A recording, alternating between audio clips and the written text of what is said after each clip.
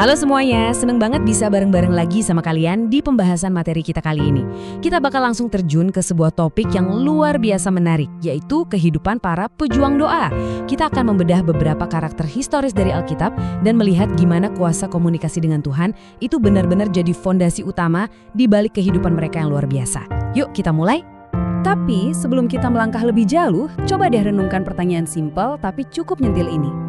Gimana jadinya kalau kalian jarang banget ngobrol sama sahabat kalian sendiri? Pasti kerasa makin jauh dan hubungannya memudar kan? Ya, wajar. Karena komunikasi itu ibarat urat nadi dari setiap hubungan yang sehat. Nah, sumber materi kita ini pakai analogi yang brilian banget buat mancing pikiran kita. Kalau kita aja nggak bakal nyuekin sahabat kita, lalu kenapa kita kadang masih suka mengabaikan komunikasi dengan Sang Pencipta? Masuk akal kan?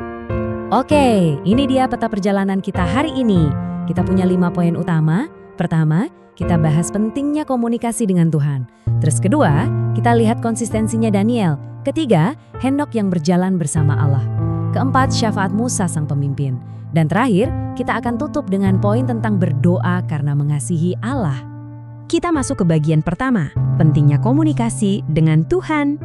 Gini, konsep utama yang diangkat di materi kita adalah bahwa berdoa itu sama sekali bukan kewajiban agama yang kaku atau formalitas doang.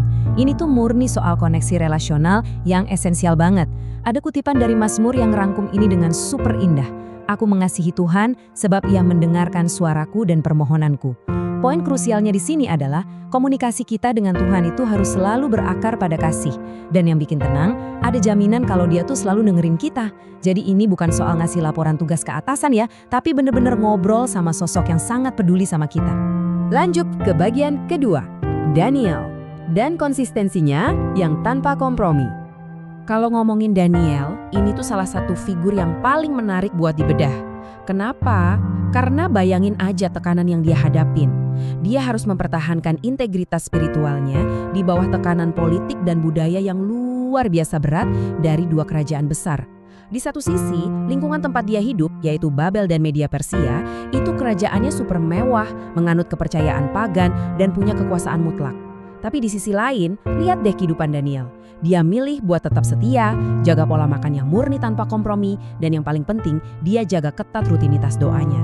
Dia benar-benar nolak keras ngebiarin budaya sekitarnya ngedikte kebiasaan spiritualnya. Keren banget kan? Terus apa sih makna angka 3 ini? Ini bukan angka acak loh, ini justru kunci dari stabilitas seorang Daniel.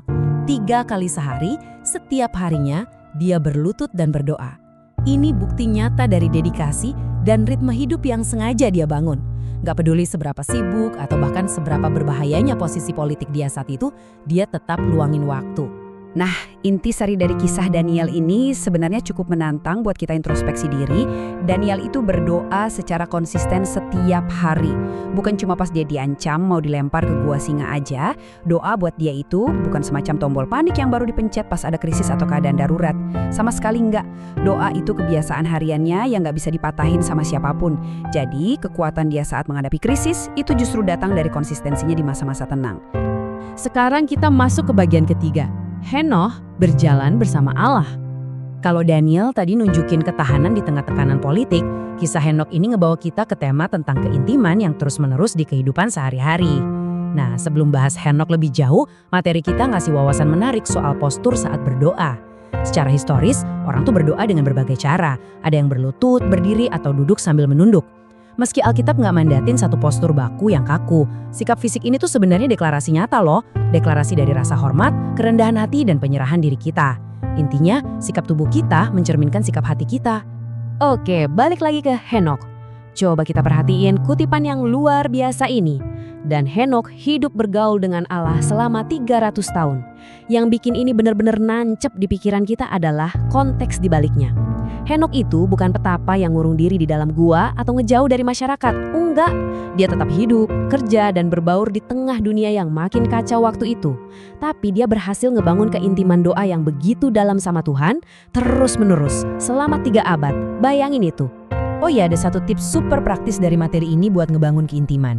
Ternyata berdoa dengan ngeluarin suara atau lantang, ketimbang cuma ngomong di dalam hati, itu adalah alat yang luar biasa ampuh buat jaga fokus. Ini ngebantu banget buat nahan pikiran kita, biar nggak tiba-tiba ngembara mikirin hal lain. Jadi kita bisa lebih fokus dan terpusat pas lagi ngobrol sama Tuhan. Strateginya emang kelihatan sepele, tapi dampaknya luar biasa besar. Bagian keempat, Musa, syafaat sang pemimpin. Di sini kita bakal lihat di mana hubungan personal yang intim sama Tuhan itu bisa berubah jadi sesuatu yang sangat berani, bahkan sampai bisa nyelamatin nyawa orang banyak. Ini ngerangkum salah satu momen paling dramatis dalam sejarah kepemimpinan Musa. Coba perhatiin alurnya. Pertama, bangsa Israel memberontak bikin berhala anak lembu emas. Jelas dong ini memicu kemurkaan Allah. Tapi di langkah ketiga, kita lihat respons Musa.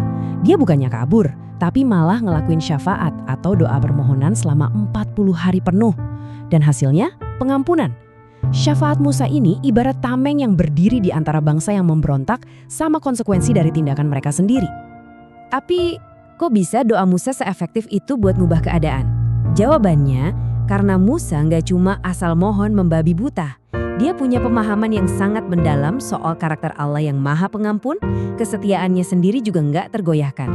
Dan karena dia kenal banget sama Tuhan, dia berani ngingetin Tuhan soal janji-janji yang pernah dia buat untuk umat tersebut. Jadi, kedekatan itulah yang ngasih Musa keberanian yang luar biasa ini.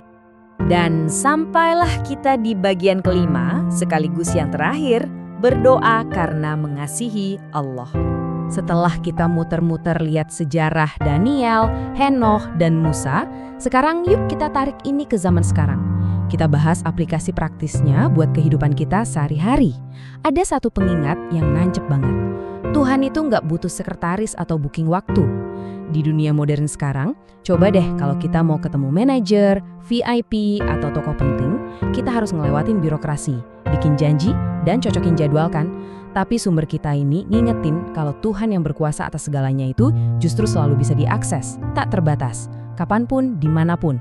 Dia selalu siap dengerin ketakutan, beban, sampai sukacita kita tanpa kita harus capek-capek ngantri. Dan ini ngebawa kita ke sebuah pertanyaan pamungkas buat direnungin.